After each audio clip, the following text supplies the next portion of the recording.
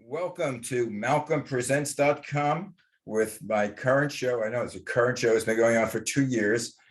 Conversations with Deborah, bi-coastal dialogue with my friend Deborah Manning. And we talk about guests out of all things. We talk politics, but we talk about everything. We talk about life. Yeah, we do. We do. And we're on the opposite sides of the spectrum. She is both of us say that we're independent, but she more is independent towards the common sense side of things. And I'm independent sort of on the wild side. Good afternoon, Malcolm. I'm Deborah Manning. I'm a native Southern Californian, moved to, of all places, Greenville, South Carolina, 6.5 years ago. And I've been very, very much enjoying it. It's been a great education. I've said this before, but it's an interesting place to be, and very middle-class friendly, which was not the case, unfortunately, in Southern California, where once again, I was born some blah, blah, blah years ago. But we're anticipating a storm to come in again. We've had some very, very unusual weather, but usual weather. Combination here in the South is you get the temperatures that'll go into the 99s and the 100s and what have you. But what kicks it up, my Lord, the humidity. So we've had some feels like temperatures this week in the 105 to 110 range. So they, of course, issue all kinds of alerts and warnings. And since we do have cats and we have chickens, we've been doing some mitigation, to say the least. Let the cats out early, around 6 o'clock or so, and they normally can stand it until about 11:30, quarter to 12. And they're at this point scratching on the door, please let me in. And then they're right now enjoying the air conditioning, which is on full blast, along with fans and blah, blah, blah, and all of that. So, and the chickens, of course, they have fans not only in the chicken run, but also in the chicken coop. So when the ladies come in to lay their eggs, at least halfway cool. And as I say, it's been very interesting. Malcolm and I have been friends. My Lord, it's been 20 years, I guess. A couple of decades. I think so. And while he tends more towards the left, I tend more towards the right. I used to be a news reporter back in Los Angeles before I decided to get into the residential lending business, then ended up getting an MBA from Pepperdine, and then went on to own my own business for quite a number of years with my late husband. And he and I met when my husband and I were doing a program called Real Money. And the whole idea being we needed to show normal everyday people how you can really utilize your funds. Yeah, we're going to talk more about that later on the show. Yeah, we will. If you're listening to the show, we're going to talk about the stock market and what to do with your money that you have or you don't have. Yeah. But that will be a little later, because two things I wanted. Well, number one, I want to talk about the Senate committee, but I also wanted to make a little note on weather. Yeah. When I came to Southern California from New York, from Manhattan, and there, the weather forecast would be a forecast. The weather would change, and each day there was something. It was rain, it was snow, it was cold, it was warm. When I got out to Southern California, the newsman, the weather report could have been mailed in. Yes. Because for 6 months, it was the same damn weather. I mean, maybe it fluctuated by 5 degrees, 10 degrees, it was a major story.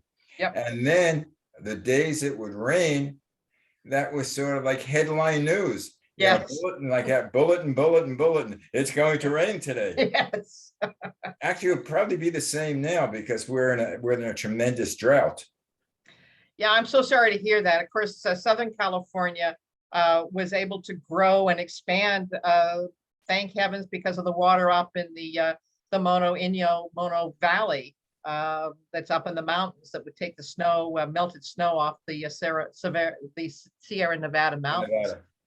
So here in South Carolina, we have weather, and we're anticipating some thunderstorms, a line of storms. They just gave me a FEMA warning, which is the Federal Emergency Management Agency warning of a severe thunderstorm coming in. We'll just get this program done before I'll perhaps have to go back down into the basement, because we do have some some phenomenal winds here, as a matter of fact, and you got to keep aware of it. But Well, is it the winds or tornadoes that you have to go to the basement, or? It's the tornadoes, and what ends up happening is I have well, I'm a weather junkie anyway, but I have one of the apps that the actual Weather Channel, Jim Cantori, who is my hero at the Weather Channel, actually, the great thing about the internet these days is you can actually contact some of your heroes. And I actually texted Jim Cantori. I said, "What app you guys use?" And he introduced me to the app. So the actual app they use, it's on my phone. It could be on anybody's phone.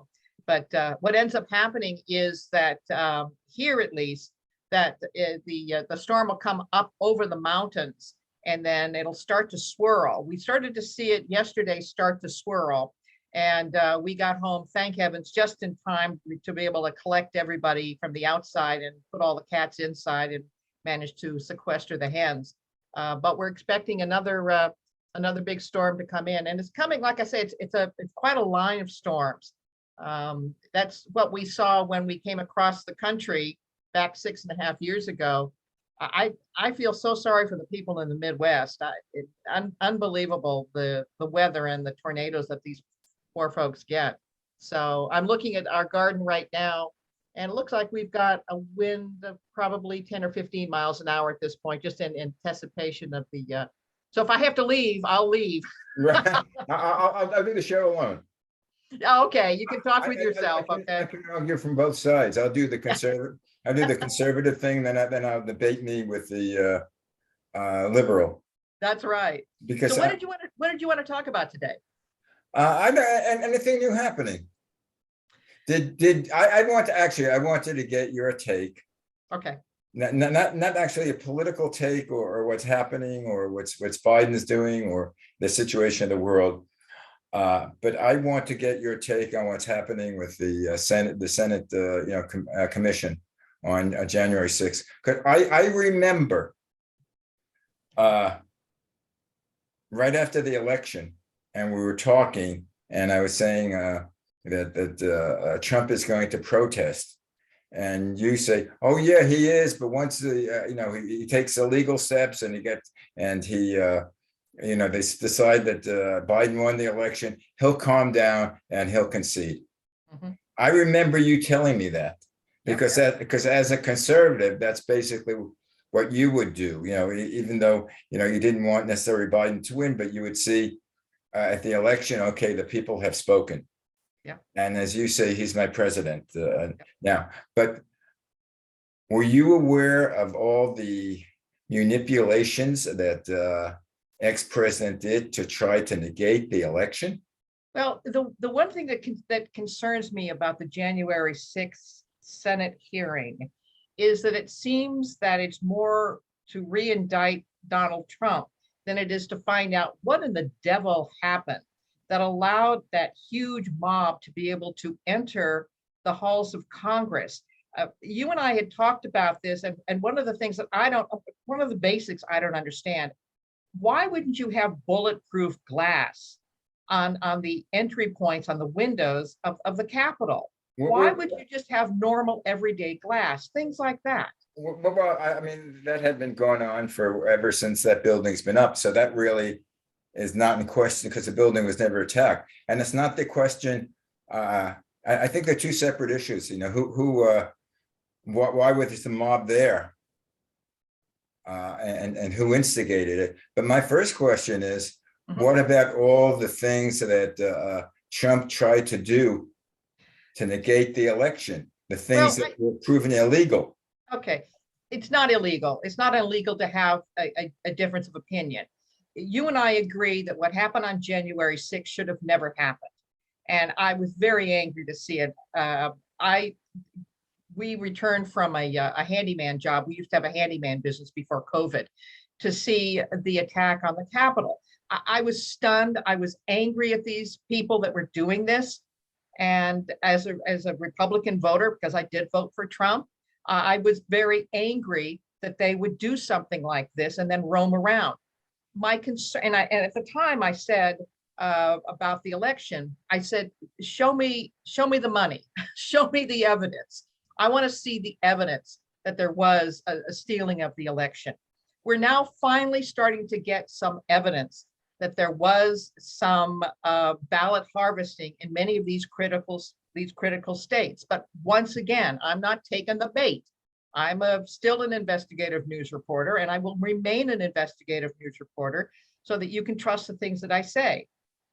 The evidence that's being shown with Truth the Vote should be presented in court in each and every one of these states, where they are showing that there were cell phone pings of certain couriers called mules that deposited umpteen number of ballots into these ballot locations.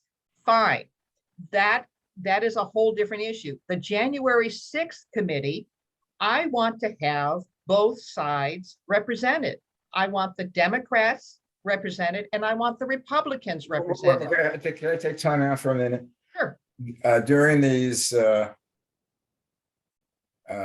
interviews that I saw, and I forget who it was, but it was a Republican or within the a Trump group, and he said they looked over all the evidence, and number one, they didn't see and the ballot harvesting was them taking words, when someone picks it up, they say that is quite normal, and they said as far as the ballots come in, they say the ballots come in overnight, and that is standard procedure, and that there was nothing salacious about it, that this was normal operating procedure. So what you had said that there was suspicious was, according to them, again, I'm not an expert on the election and how it's counted. And neither am I. But according to the officials and the governmental people that were Republicans, and that ones that were also on the side,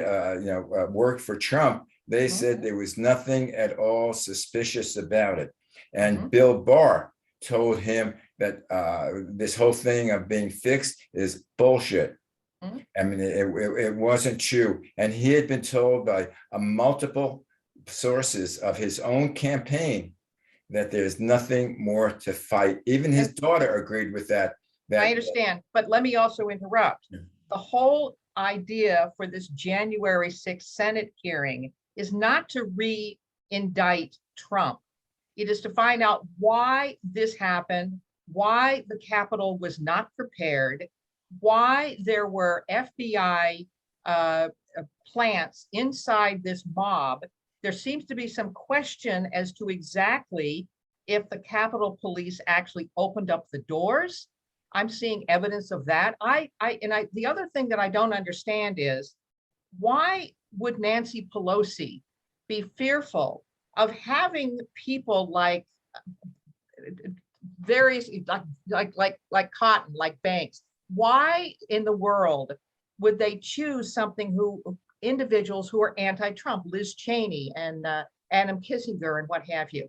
The problem is now it looks like it is a partisan view of a very, very serious issue. I don't want this ever to happen again, ever. But the problem is that we're those people who invaded the Capitol had personal responsibility, and I want to know why they have not had a speedy trial. Okay. One last thing, why this committee has not given the evidence over to the Department of Justice. How is it that we can hold normal, average, everyday citizens who did something wrong for a year and a half without charging them? Many of these people who have been charged were not charged with insurrection or sedition. They were charged with misdemeanors. Or trespassing. Once again. Okay, but again, but you're a year and a half. You're confusing two issues. Yes, that has to be ascertained. But my question is, Trump was going to the big lie today. He's still doing it. Now, most of his top people have told him that it was untrue, that the election was not stolen from you, that you lost. And the only ones that disagreed with that was Rudy Giuliani, who supposedly on that night was a bit inebriated, which I don't know that much about him, but according to other people, that's not an unusual state for Rudy Giuliani. That's a personal attack. That's a straw man argument. That's a personal I forgot attack. the woman, the attorney. Yeah, Stanley, Sydney. Yeah. Yes, Sydney, and she was the one. And there are like 2 or 3 people that basically had Trump's ear. But basically, Trump was speaking to people who are Trump loyalists who believe in him. And they believe that when he said it was the big lie. So why are we doing, but then what is the goal of this Senate hearing, the January 6th Senate? What is the goal? The goal is to see whether the breaking in or the riot was a spontaneous thing, or it was a planned thing, or it was planned. I'm not saying who planned it, but it was a planned thing to prevent the vice president from giving the electoral college to the Senate and to not to the Senate, to the Congress, so that Biden would be declared president. They wanted to delay it, and he wanted our former president wanted to delay it. So the ballots, what I believe, I think the ballots go then back to the state, and the state can recount it. And a lot of the states which Biden won, the legislature was controlled by the Republican Party. But so in other words, the goal of this is to smear Trump. Is that what the deal is? No. The goal of it is to try to see who tried to subvert the American process of democracy. It wasn't to smear Trump. What is the end goal? It could have to see who did it, to see who's the one. Supposedly there's a peaceful transition of power. Right, but the problem is this, that you have individuals who breached the Capitol. Those are the people who committed the crime. No. What in the world? No. You cannot supplant personal responsibility on this. Those people who breached the Capitol, right? They're guilty also, but charged with whatever it is. So what I don't understand is why we are paying even a Hollywood producer to produce the hearings of this. Why are we using taxpayer money to produce this? Why? Why can't, for example, you remember the Watergate hearings? Oh no, okay. Let's say you didn't need a Hollywood producer. Forget about the why. Do you think that Trump knew that that he was purposefully trying to prevent Biden from taking office? Well, once again, it never came to that point. You had a vice president who said, "I'm sorry, Mr. Trump, you're wrong." But do you believe that the former president then was threatening the vice president, saying, "You're no longer on my team. You're no longer on my team. You're." With what? Unless I'm going to kill you. I'm going to kill you. I'm going to have you. And how about when he told the press, "Oh yeah, Pence said that he's going to do it," and Pence said, "No. I never said I was going to do it. Never said." Well, once again, we're relying on the press that has been so anti-Trump to begin with. But once again, I'm going back to personal responsibility. As far as I can see, this taxpayer money is being used to go ahead and smear Donald Trump. I don't think you have far to smear him, because as far as the people that spoke directly to him, it's not hearsay now. There's one thing that's hearsay that, oh yeah, so-and-so told me that he said this. This is people that were interviewed that were Trump people. Okay, so let's accept that. That said exactly what he said. I will accept that as the case. So what is the goal of the January 6th committee? That it never happens again. And how do you do that? By doing, actually the way you do it is you make a national law, a national election law, that we're trying to do a federal law that the states do not get the, if it's in, I'm not exactly sure, but it's something to do with the states cannot override the federal government. Well, in those instances. But what's interesting about it is that would demand a change in the Constitution, number one. Number two, that would also have a change in the Electoral College. The Electoral College stood, and the Electoral College is the basis upon which Vice President Mike Pence said, I'm sorry, Joe Biden is the new president. It's not Donald Trump. So once again, my question stands. What do the Democrats, and I'm saying the Democrats, because you only have two figurehead Republicans that are represented there that hate Trump. What do the Democrats want? Well, I know what I want. What do you want? I want to see them punish Trump for sedition. Because He didn't do anything. He's the one that perpetuates. He still to this day perpetuates the big lie. He says, "Oh, look at it!" Like he has every right to an opinion. Yeah, no. You don't. Right to an opinion. No, not when you're influencing millions of people and you're the ex-president of the United States. As they say, he's just one man. One man. He's the one man was president. It's like you say, "Oh, Biden is only one guy," so he makes the law. So big deal. It's only one man. What we're trying to do is save democracy. It's For trying God's to say, sakes, the Democrats have all the power. They have the presidency, they have the Senate, they have the House. No, wait. You tell me that at this point right now, your guys are continuing to they do. Wait. The misnomer is that they have the power. In order to put any bill in the Senate on the floor, it has to have 60 votes from the senators. And you have two individuals, Manchin and Sinema, who say, no, we're not going to go ahead and go with the Democratic Party line. And also to forward some things, you have to have 60 senators. We have, let's say all 50 said, even Sinema and Manchin would do it. We still need 10 Republicans. So which means compromise. There used to be the word compromise between the Democrats and the Republicans. No compromise. No compromise. It's only been the Democratic way. And it's been no way. That is starting to change. Wait, time. Happened in California. You saw the progressive DA that Clay Boudin was thrown out of San Francisco. Even San Francisco progressives are fed up with this. Well, I agree with that. Good. But I agree there has to be a change. I don't like the old way either.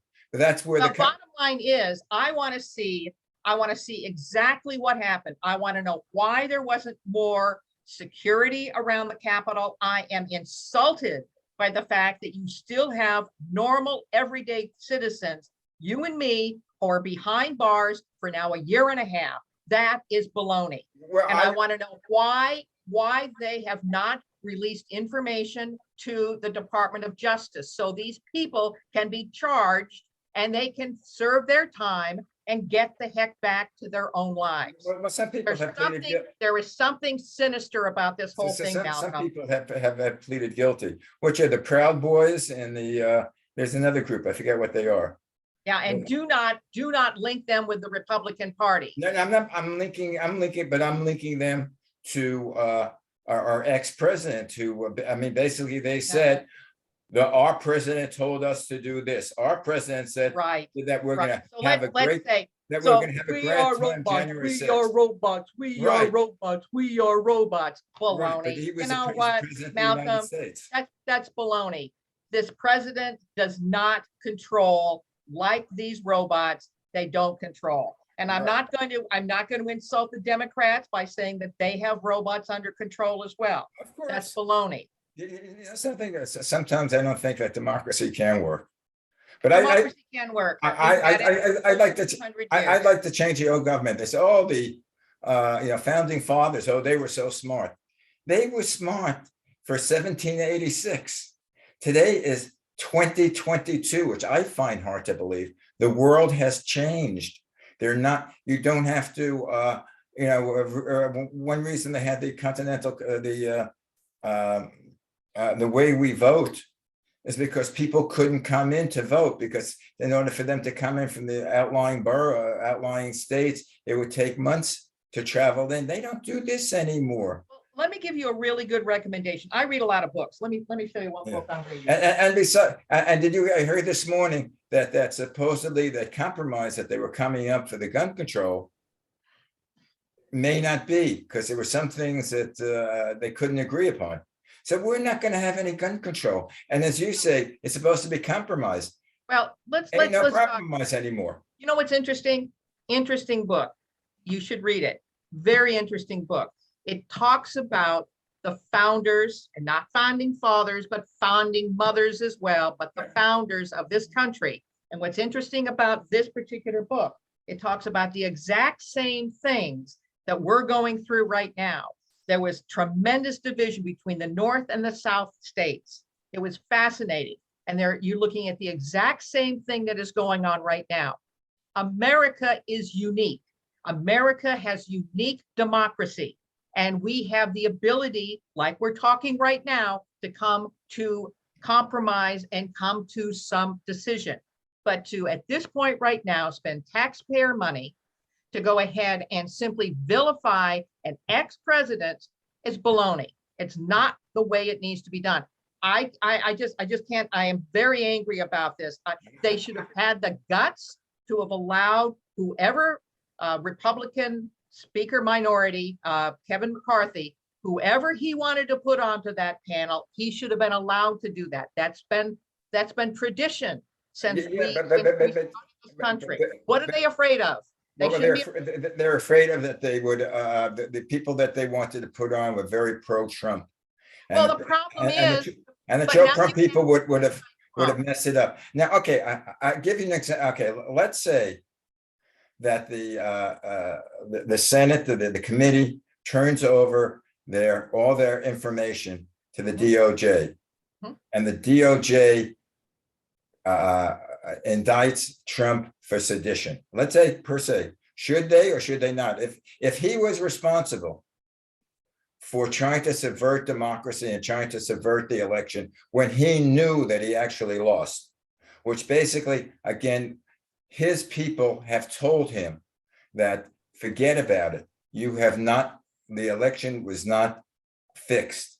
You lost. And if he knowingly knew the election was lost, but he continued to do this big lie theory, which is dividing our country, which is dividing democracy.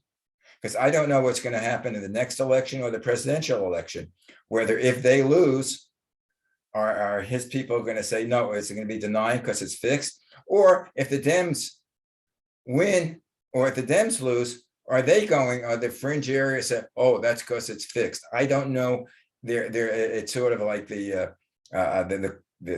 statue is broke. How do you put it back together again? So, but anyway, if it's proven that he knowingly was lying, perpetuating the big lie theory, should he be prosecuted or not? Assuming that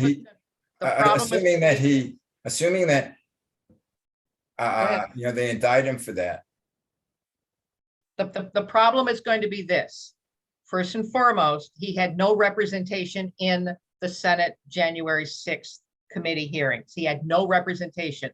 He had no due process. Very important. Due process is the keystone of our justice system. He'll have the due process once he's indicted. And he could. Bottom line is, there was no sedition because those people who entered the building, okay, they did not have the ability to be able to overturn the government of the United States. That is an absurdity. Yeah, it's absurd. Pence did, and he applied pressure for Pence to do it. Pence said no. You know what? Pence would have said, if he said yes, then you would have had a whole group of Republicans who said, what the heck are you talking about? Stop it. In fact, many of the people who have been very critical of Trump are in fact Republicans who said, stop, you got to stop. Okay. So, they didn't do anything. They didn't do anything about it. It's like it was McCarthy who, at the beginning of that whole thing, says Trump instigated this. Remember, right after the speech, he said that was an instigating speech. It's his opinion. But basically, you're saying that anybody that causes a riot really didn't cause a riot, because you could do what you want. The problem is this, okay, Malcolm, you can say anything that you want, okay? No, you can't. The man, fine, but nothing, there was no attack on democracy. This was a bunch of hooligans that got in. They did not have proper security at the Capitol, and they're making a heck of a lot of hill out of absolutely nothing. Right. And I got to tell you, what's happening is people, normal, average, everyday people, are getting PO'd. They're getting PO'd because we're talking about something that happened 18 months ago, and we've got inflation at 8.6, 8.8. Now we're talking about another subject. Then we can talk next week about inflation. We have more important things than worrying about a bunch of hooligans that managed to. They're a bunch of hooligans, and they weren't instigated by any government people. No, listen, they have personal responsibility, because otherwise you could not send them to jail. What they're trying to do is to send. But then you can talk about terrorists, any terrorist, domestic or. Your problem is that these were basically individuals, hooligans. This was not a military force that was commanded by the commander-in-chief, who at the time was Donald Trump. You do not have a leg to stand on. There's nothing there. Actually, these were right-wing militias. The two main groups there have been organized. They are not official militias. They are not military. There's no official militia. Now my question, okay. I mean, the thing is, it's a simple thing. If you say, there should be compromise, we can't even compromise on doing a simple gun control thing. You know what the compromise is? You take all of those individuals who've been sitting there for a year and a half, you charge them, and you make sure that they spend jail time that they need to spend. Because I never want to see that sort of crap again. It's bull. And I want them to pay what they need to pay, period, end of story. Okay. And go on with life. Well, that's what they should do with all the people that are in jail that for, but not only this. Charge them. Charge them. Well, a lot of the people, I mean, part of the thing is, again, you're talking about compromise. A lot of the people in jail right now are people that are in jail because they don't have any money for bail, and they haven't been charged. I guess we can do what New York does, which is release them. Should they be in jail? If you got arrested for something and you couldn't afford jail, and your court date wouldn't be for another 6-7 months because it's all backed up, should you sit, because you don't have the bail money, should you sit in jail?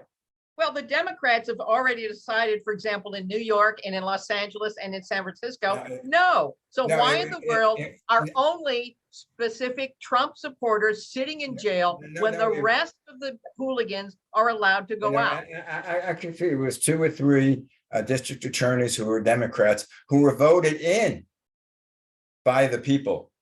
Anyway, and they realized their mistake, and they voted them out. They tossed out San Francisco's Boudin, and they're about ready to do the same thing with Los Angeles with Gaston, because on his hands, I agree, because the death are 2 police officers, 2 LA County police. Right, because to me, it's logical. If somebody has a violent history, they should not be let out on bail.